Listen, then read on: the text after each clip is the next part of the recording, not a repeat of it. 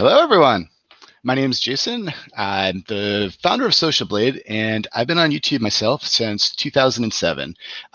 Years before there was even VidCon, I was going to YouTube gatherings back in 2007. There was a big one up in New York City, and that was actually the first time I made a YouTube video. And YouTube at that time featured it on the front page of YouTube, and it got me a whole bunch of views. And honestly, that's really what made me fall in love with the platform. And 13 years later, I'm still around. I don't make quite as many videos as I used to, but I still keep in touch with the platform, and I've created the website Social Blade for the community, and that's sort of what I do these days. So I work with numbers day in and day out, and I thought that during this presentation, I'd spend a little time sharing some of the, I don't know, some of the top hitting analytic points that you can look at to sort of share what I'm saying, share the most hard-hitting info that you can take away. Because if we're going to talk about analytics, there's so much that you can talk about that we'd be here for days and days to go over everything. So anyway, that's what this presentation is going to be about. Following the presentation, we'll do a Q&A session. So if you have any questions, definitely get those ready. But yeah, with that, I guess we'll just jump right into the main presentation here. So we live in a world of numbers where understanding them is power. We also live in a world where many students grow up with a fear of thinking that anything math related is beyond their capacity. In this session, you won't learn calculus, but you will learn to look at YouTube specific charts and graphs and figure out what they really mean, and even more so, what actions you can take from them. For these examples, we're going to be using my family's YouTube channel. The reason we're going to be doing that is it's not an example of a channel that has millions of subscribers, but it is an example of a channel that's probably like a lot of you guys watching here today. It's something that we have a bunch of videos on. The channel is growing more or less, but it's not super optimized. And throughout the presentation, I'm going to tell you things that you can do to super optimize your channel, but also you have to sort of make a little bit of a decision, because if you completely follow the analytics, you'll be like Neo, and you'll be able to like really see the inner workings of YouTube, and figure out how to really grow. But sometimes if you're purely following the numbers, it might lose a little bit of the heart of your channel. So it's definitely a trade-off on here that you have to decide, is it just for the audience or is it for just you? Sometimes these are mutually exclusive, sometimes they aren't. So just keep that in mind as we go through the presentation here. So without further ado, we're going to quickly look at the Creator Studio dashboard, and then we'll jump into analytics directly. So again, my family channel is called The Ergos. And when you go to your Creator Studio on the dashboard, this is the first thing. Again, a lot of these things you guys might have already seen, and you might know a little bit of what they're doing, but hopefully by going over some of this in detail, you'll learn like what you can actually take away and use from that for future videos. So on the front page, on the dashboard, the first thing you see is like a little card that shows the latest video that you uploaded on YouTube. And then what YouTube does is it actually shows you how it stacks up for the amount of time that the video's been live, compared to your latest 10 videos for the same amount of time. So for example, in the screenshot, this video was live for 22 hours and 16 minutes, and it compares it to the last 10 videos that were on the channel also during the first 22 hours and 16 minutes of being up on there. So what you can do from this immediately is see sort of how it's standing. So this video ranked number 4 out of 10, which I mean isn't great. Like ideally, you want it to be number 1, but it's also not the worst. But what you can tell, say it was the worst, it might mean that you need to rethink what you have for a title or a thumbnail. And by looking at this immediately after you publish things, or within the first hour, it can tell you that, sort of give you feedback if in the long term you need to adjust things, because if if your title or thumbnail aren't working immediately and you adjust it and then you see it moving up on the list, that'll show you for sort of a long-term health of what it's going to look like with that. So what we're going to do is we're going to click on the Analytics tab, and there's a lot of great info right even on just the basic analytics, with all overview, reach, engagement, and whatnot at the top.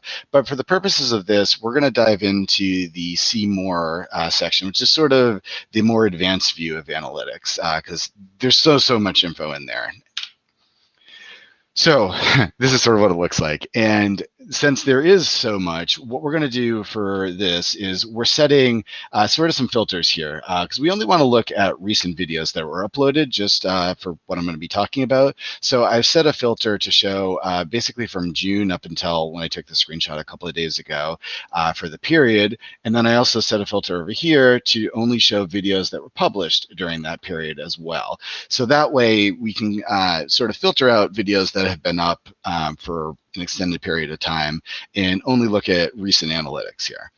One other thing you can do is use this plus button over here, because all of these columns are configurable. You can show or hide any number of them. We're going to stick with these ones that we have right here. And I just zoomed in a little bit so you can see a little bit better than the overall view. We don't need the graph for this point here. So before I talk about what you're actually looking at, what I want to ask is, and what you have to think when you're looking at this is, what does YouTube really care about? When you're looking at YouTube, when someone comes onto there, what do they really care about? They care about when someone is presented with a list of videos, they want to make sure that the most enticing videos are on there so that someone presented with those clicks on something. And then when they click on something, they want to make sure that the video is the most engaging so that they stick around for the longest amount of time. Because anytime that YouTube needs to show more videos, they sort of are repeating the process, and it has more room for error that if they don't show a really good video, someone might click off. So yeah, long story short, what we're talking about in terms of data here is impression click-through rate and average percentage viewed / average view duration. The impression click-through rate means when your video is presented on either the recommended, subscriptions, or wherever, what percentage of the time does someone actually click on that video to watch it? And you can see on this list here, we have a number of different options showing up. The best one is the one at the bottom, the Come Swim With Us video that has a 15.1% impression click-through rate. And then the lowest one is over here, that has only a 5.3%, which is the He Can't Stop Laughing. Then we have one sort of a runner-up, the Twins Room Tour. One other thing to note, when you're looking at percentages, and this goes not only with YouTube, but really with anything, you want to try to make sure that there's enough data that the percentage holds true. And you can see that with all of the numbers on here, most of them are in the like 10,000 plus range, but these ones at the bottom are the newer videos, and this one being the newest at the time of the screenshot. And you can see that it only has the 3,000 views there, impressions, and that could skew the impression click-through rate. So you have to definitely consider that when you're looking at numbers. So the rate could go down as the video is up for longer. So let's look at the actual videos here also. So these are the two ones that had the highest impression click-through rate. And you can see that we have the swimming video on the left and the He Can't Stop Laughing video on the right with the 15.1 and the 5.3. So just looking at this, it's probably not the title that did it on here. It's probably the thumbnail. And this is where I think actually the next session in this workshop is all about thumbnails, and you probably learn even more about that then. But in general, just like looking at the two thumbnails, you can see that this was just a more engaging thumbnail than the first, or than the He Can't Stop Laughing video. So the other part of the picture here is with the average percentage viewed and the average view duration, like I mentioned. Now, one interesting thing about this, like we're looking at the same ones that we were looking at earlier, and you can see that the He Can't Stop Laughing actually has one of the highest average percentage viewed. Now, just in general, to define what average average percentage viewed is, YouTube will look and, if you have a 10-minute video and people watch half of the video, the average percentage viewed would be 50% on that. So in general, what you're looking for, if you, like I said, our channel is not super optimized here. If you have a super optimized channel, what you're looking for is to have like 60% plus for the average percentage viewed column. For the impression click-through rate, a good click-through rate is over 10%. The higher the better. So we definitely on our channel aren't hitting the average percentage viewed, but we definitely have some thumbnails and titles that are triggering on the click-through rate at least.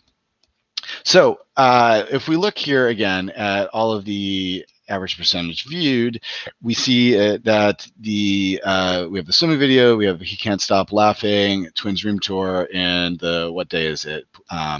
So what we're going to do is we're going to look at the where is it? The He Can't Stop Laughing, because one interesting thing about this is, again, it has a really high average percentage viewed, but a low impression click-through rate. So this can be a couple of things. Sort of without diving into the detailed analytics on it specifically, my first thought would be that, when audiences do click on it and watch it, they watch just as much, if not more, than most of the other videos on the channel. But since the click-through rate is low, maybe the title or thumbnail wasn't very good and didn't entice people to actually want to click on it. But again, once they were there, they stayed. So let's look at that video there and see if maybe we can determine what's going on. So any of the videos, by the way, you click at in here, you're able to click right over directly to the full analytics on the video. So here's the He Can't Stop Laughing video. And I do see now that I'm looking at the direct screen, one thing that sticks out right away, and it's this concurrent viewers pane that YouTube has added on. And what this means is, as it says, while premiered, it means that rather than what we do with most of our videos, which is just upload them, this one specifically was a premiere. So premieres in general are definitely a really good way to get people to stick around watching the video longer, which would definitely increase that audience retention. So originally our thought, remember, was that the title and thumbnail just weren't good, but when people came and actually watched it, it was it was actually a really, really good video. But since it was a premiere, that tells me that maybe it really wasn't that. Maybe it was just since the premiere was going on, we were interacting in the chat room with the audience there. That is what got them to stick around longer. So it's not really comparing apples to apples. So let's take another look at the second highest video there, which was the Twins Room Tour. Now, from this screen, we see a whole bunch of really good info also. So we're going to talk about two things. We're going to talk about this graph and the audience retention graph. So the first thing I see here, which is really good to look at with all of your videos, is this is comparing your video to your typical performance. So what this means is this shaded gray area is sort of the general range in general with views that all of your videos get. The blue line is how this video is doing over the same time period here. So we can see just quickly that it's close to the top, so it means sort of high average compared to all the videos on the channel. In an ideal world, every new video that you upload, this blue line is going to be above the gray line, which means that you learn from your past videos and you're able to make just the most amazing video ever, and people just watch and watch and watch it. But we can see that at the very beginning, at least, it does look like, and if we zoom in, maybe we would see it, that it is outperforming the average videos on the channel. So that's a good thing there. Now, the audience retention, this is probably my favorite feature in YouTube analytics. Not only does it have just the percentage here, again, this video was 16 minutes and 43 seconds. People watched an average of 5 minutes and 47 seconds, and that was an average of 34.6% through the video. Those are great numbers to look at a whole. But what YouTube gives us is actually a graph here that you can drill down in and see why people might be watching or not watching. So let's click on the See More and look at this in more detail. When you do that, you're presented with a screen that has the option to pick between two different graphs. This is the audience retention graph, and then there's also a relative audience retention graph. And what you want to look at on here, and again, this is sort of the same graph that was on the main page. But what you want to look at on here is to figure out what these peaks and valleys are. So anytime you see this, this is like, a slope going down, like a ski slope or something. This means that people are slowly but surely either clicking ahead in the video or just clicking out of YouTube altogether, watching another video. Basically, they're not interested in this part of your video. While when you see it going the other way around, or if there was, for example, like a big peak up at the top, that would mean that this is being watched over and over again, or it's something that's a very interesting part of the video. And it could be, again, someone is watching this and then just skips into the middle, and then it's more interesting than the beginning, and they watch on from there. And you get also on the right side, the key of like what percentage of your audience is watching at any given point. And it's not uncommon, by the way, to see a drop at the beginning, but you want to have as little of a drop as possible, because you can see that. So this line right here is 80%, and within like the first couple of seconds, you can see that like 20% of the audience already clicked off at that point, and not what you really want to see. The audience retention is specific to the video that you're looking at the specific moment, while the relative audience retention, what this does is it takes the same video, your video, and it compares it to every other video, or at least sampling videos on YouTube that are also the same duration. So 60 minutes and 43 seconds, again, was how long this was. So what this does is it compares our video to all the other 60-minute and 43-second videos on YouTube, and it shows sort of how the retention is at any given point. And a lot of times you'll see it more or less lines up with the other chart, but it can sometimes give you slightly different information as well. So we can see from, maybe about 6 minutes to, 8 minutes or so, since it doesn't have the exact numbers here. This is definitely the highest retention part of the video, though it dropped down over here, and it did pick up again towards the end, not quite as high, but yeah, you can see that this is really the most engaging part of the video, while the beginning wasn't quite as engaging, and over here, whatever happened here definitely wasn't engaging at all. Yeah, so that's what these numbers tell you. So this actually, in the previous screenshots, I only showed the bottom half, but what happens here is these are two different screenshots side by side. This is the full audience retention page. And why I'm showing you this is where the real power lies. So you can actually click anywhere on this graph or play the video and watch this red line scroll through. And this is where YouTube is actually showing you the actual video, and you can determine, this is where you have to make a call on your own, what is going on in the video, and you can see if people are interested or not. So this video, again, is the twins room tour, and we can see that we started off the video. It has my dog over here at the moment.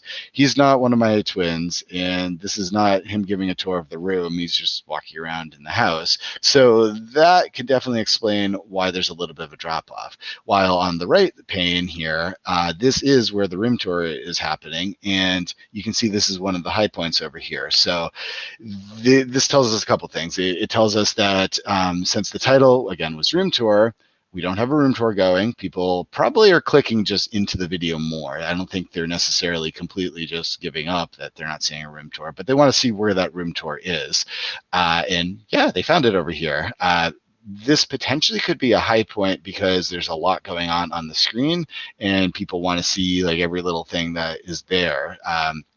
So, or it could be also that it's just a really, really interesting part, and people want to know more about that, and that's why they're watching.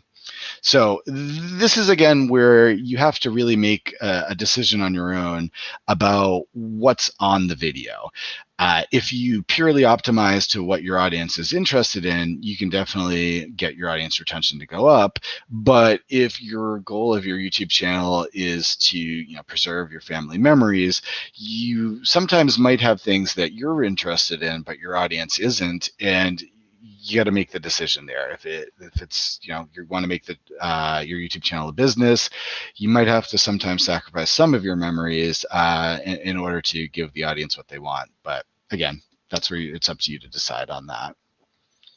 So with that being said, these are all, again, a bunch of things that you can look at with your videos and help some quick takeaways to improve your channel. What I wanted to do is give you a brief overview of some of the things we have on Social Blade, which is my website. And on here, this is more optimized towards not only your channel, but to other channels as well. We don't have the same type of in-depth data like the audience retention, where you'll be able to see at any given point what audiences are watching for other people's channels. But you can quickly at a glance see what's going on with a whole bunch of channels, and then you have to go over to them directly to try to figure out what's going on there. For the purposes of this talk, since we're here to talk about YouTube, we're just going to show some YouTube data, but you can see at the top of the screen, we cover a whole number of different platforms there as well. So one other thing also, our website you can actually use while being logged out by just using the big search box here or the one up in the top. But if you do have an account, either a free account or we do have paid accounts as well, you get access to a whole number of other features. So we're going to show you a little bit about each. I'm actually going to highlight something first here that's called the favorites list, which free accounts, you can actually have 5 favorites, and then depending on what account level you have, you can have, I think, up to 500 altogether. So it depends what you're interested in. But this screen right here is a really, really useful way to keep track of not only your channel, but other channels that are in either your niche or just channels that you're interested in or striving to be like. And what is really useful about this is, so we're going to focus on views over here at the moment. All of these, excluding, I guess, the overall views column, all of these numbers here, today, yesterday, the average 30D, average 90D, all of these columns are the exact same unit, which is views for the specific day. So this is, how many views PewDiePie got today. This is how many he got yesterday. And then these averages take the average daily views over the 30-day period and average daily views over the 90-day period. So again, they're all comparable. And we also have color coding here, so you can quickly see at a glance which channels are growing versus shrinking. PewDiePie, for example, you can see again has 10.2 million average daily views over a 30-day period and only 9.8 million over a 90-day period. So you can see that his 30-day average is more than his 90-day average. We shade the column in green, and yeah, so that's a quick way that you can quickly see, at a glance of all of these favorites here, how anyone, or which ones are sort of the growing ones. So over here we have PewDiePie, we have Family Fun Pack, we have Roman Atwood, and our Family Nest, are all in green, and the other ones aren't doing quite as good as they were before. Same goes with subscribers. The only difference is we have a 7-day views column, subscriber column, which we added when YouTube abbreviated the subscriber counts to make sure that there was a little bit more data showing up in here. But with the average columns, you have the same thing. So you can see Mr. Beast and Family Fun Pack, for example, are in a growth phase, that they're gaining more subscribers in the 30-day versus the 90-day term. You won't always see numbers for 30 days. So PewDiePie didn't gain any subscribers in 30 days because you have to go from 105 million to 106 million for that number to change now. But anyway, at a glance, again, this is really useful for looking at a whole number of channels on YouTube and seeing which ones might be popping and which ones might not be. And what you're then able to do from that, once you have the data, is you can actually go into any of the channels and see in more detail what their stats look like. So if you click on any of the favorites, or you're just doing the normal search, you are presented with a page like this. So we're looking at VidCon's stats page. And before we talk about the data on there, just one quick tip. If you are logged in, there's a hamburger menu up at the top right corner, right over here. And with this, you can refresh stats sort of at any time if the data is not updated. We try to make sure everything's updated at least once a day, once an hour for most larger channels. But if you want to just get like up to the second data, you can always use that. So with the stats pages, what we try to show on here at a glance is a whole number of things. So one useful piece, and we won't talk about everything, but one useful piece here is the total grade.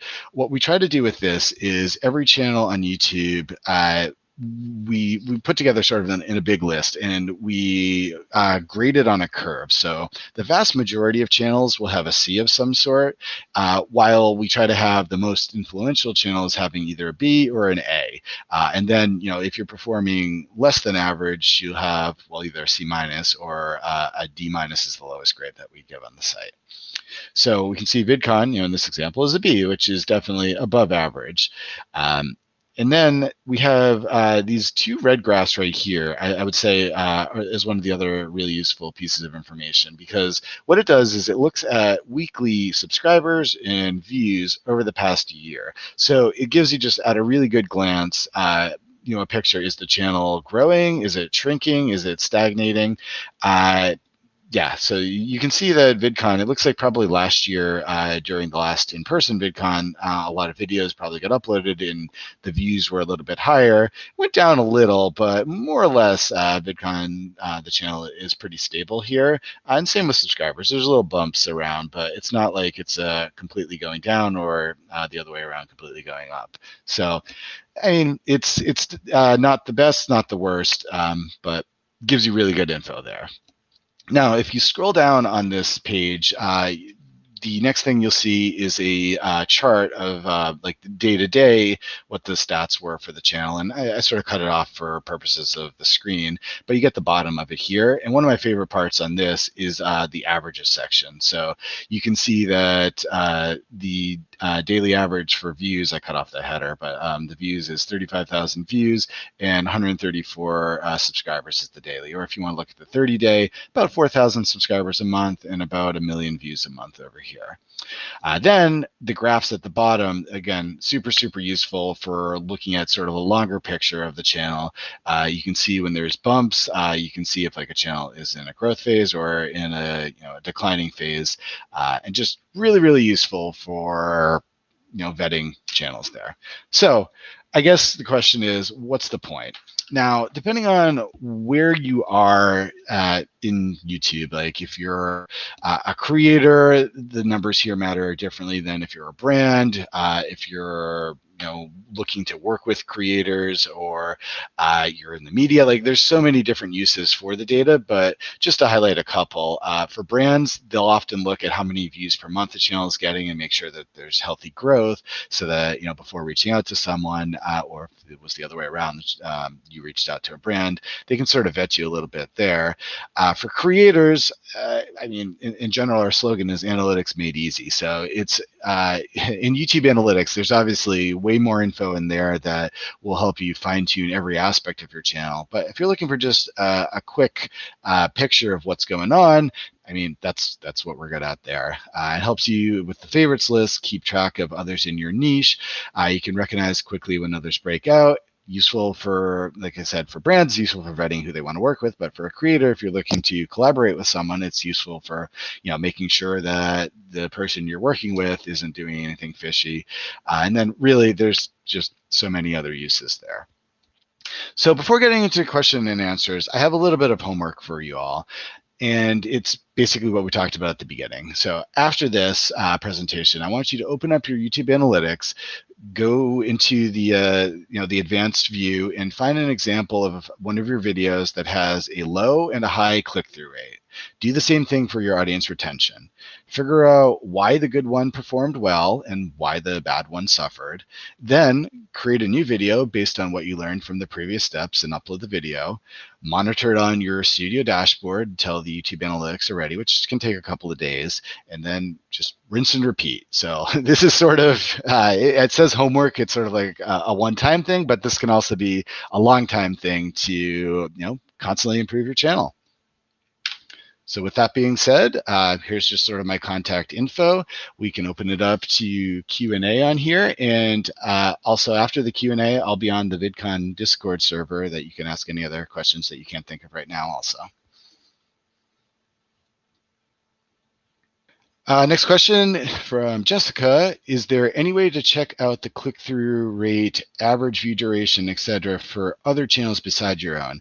Unfortunately, at least through YouTube's tools, no, there's not. The reason for that, there's a lot of data that is public data, like how many views someone's getting or how many subscribers they have. But then there's also a lot of private data where YouTube just doesn't want to share that with the world. So unless a creator is sharing that data on their own, you can't see that specifically. Now, that's not to say that there aren't ways to see sort of averages. The third parties like Social Blade were allowed to show aggregate data. So if we look at the click-through rates for 100 different channels, we can tell you what the average is among all of those, but you're not able to see the click-through rate of any given channel unless that creator decides to share it on their own. So, good question. What do we got for the next question here? Okay, I got a message from the moderators that they're looking for a question right now. So, okay, so it looks like maybe someone will be on the screen. Oh, okay, here we got another question. YouTube's audience retention graph scales to 120%. Is it possible to get over 100%? So that's a good question. So let me back up a little bit here to show this. So in general, obviously you can't have over 100% of something, but what that means is if it is going up above there, okay, if someone is rewinding and watching over and over again, say, I don't know, randomly you're having a video where someone's walking along and they fall down and, it's just something really funny that people want to watch over and over again. You can see on that the audience retention can go over 100% for that. It's a little weird to think about because you obviously can't have over 100, but it's sort of how it's represented on the graph of something so super interesting that it's being rewound and watched over and over again.